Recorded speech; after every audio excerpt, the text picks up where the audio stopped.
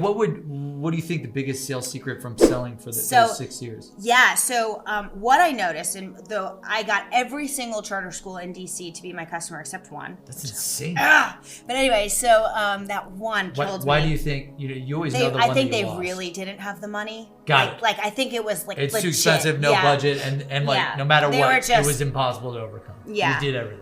I really did. But the secret sauce there was prove like hell. So show don't tell, help don't sell, prove like hell. I like things that work. Yeah, I love these taglines for these secrets. So this is epic.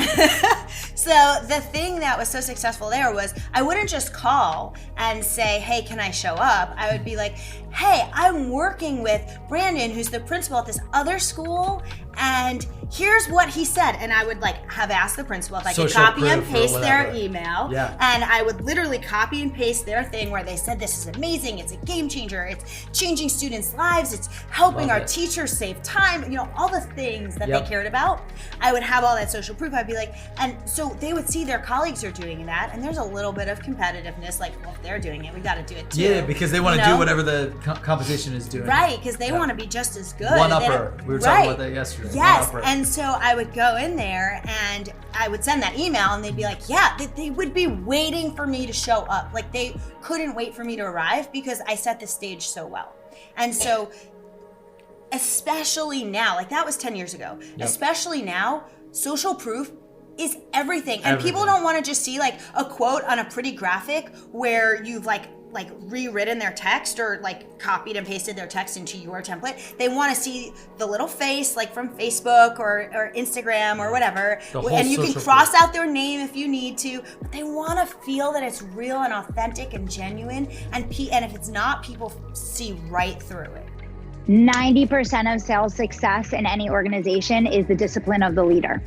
So it's the AM, PM meetings, right? It's driving the activity. It's following up on the metrics. It is literally dissecting your team's phone calls, their messages, their meetings. It's improving their skill sets. And that is what people don't realize. They're like, oh, this person's underperforming. Get them out of here. Let's replace them. And then they get another person in. They're like, oh, I'm frustrated with this person. Bring another person in. And it's so much of it is the leader. You can take the same salesperson, put them under one leader, they're a B-, a C player. You put them under another leader, 6 months, they're killing it. They're breaking every record out there. So, I would say for everybody listening, you may be thinking that it's your team that needs to improve, but in reality, it's probably you.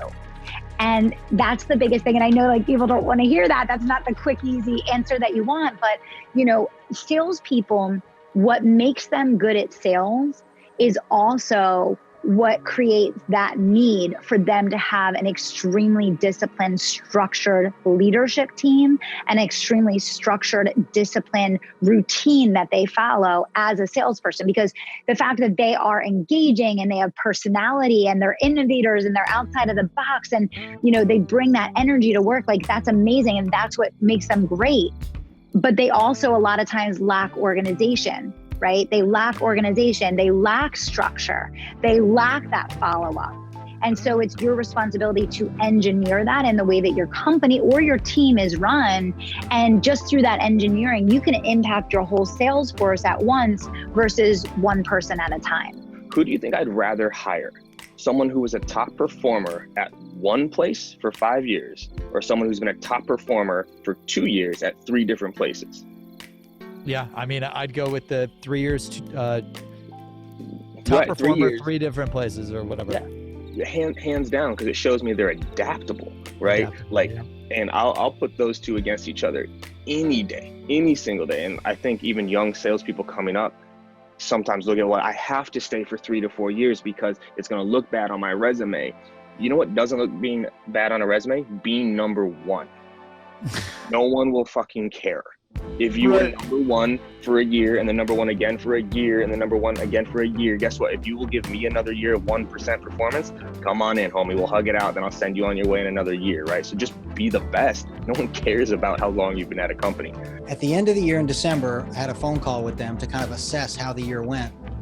And the 2 worst things that could have happened to me happened on that phone call. The first thing was they said, hey, that book that we said we were going to write together? Well, we don't have time to do that because we're we're both got full-time jobs and we're working on our next book, and we can't go through with that. So that didn't work out.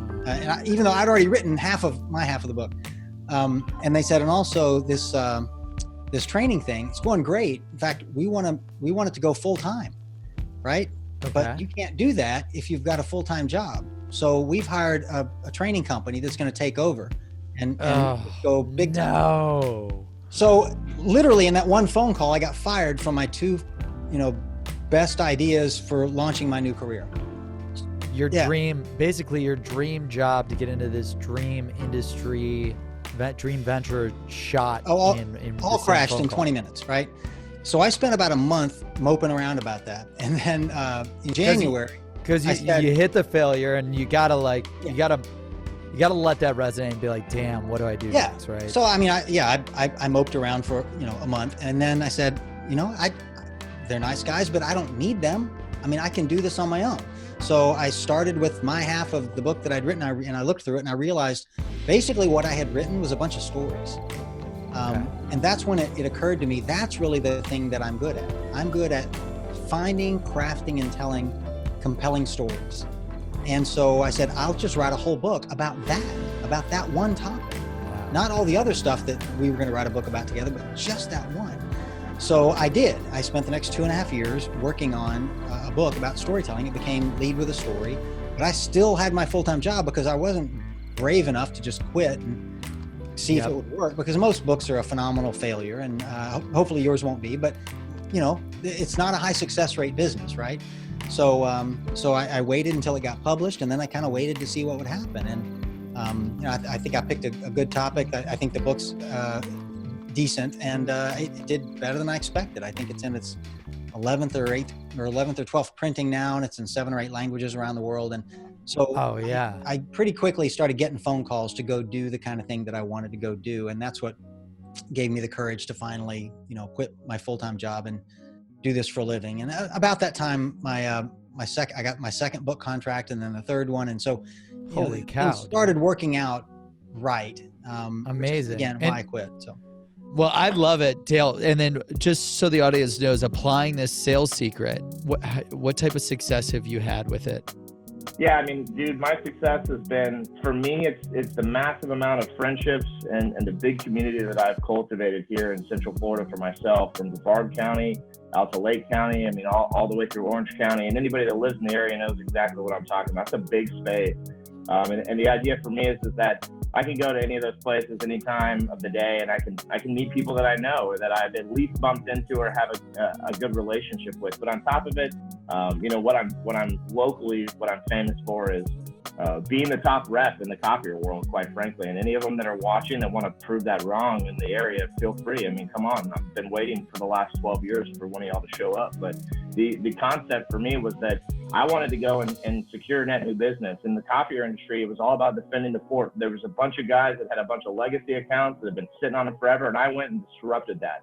I went and found those decision makers and pulled the business away from 20-year relationships, because I exposed the true nature of sales and what it is that I could do to differentiate their workflows internally, but also the relationship that they could have with their salesperson, someone who actually gave a flying shit about anything that they had going on outside of business as well too. So for me, that's my success. I look at it a little bit differently than most, and that, monetarily, I've made a ton of money. Okay. A ton of money. Copiers are very lucrative. Anybody that's ever sold a copier knows you can make a lot of money in this industry. But for me, the focus became more about my community, more about the people on the other end that were actually signing, and that they were humans too, and that I needed to be more intentional with them and build relationships with them. And that's really where the fruit of my labors have come from.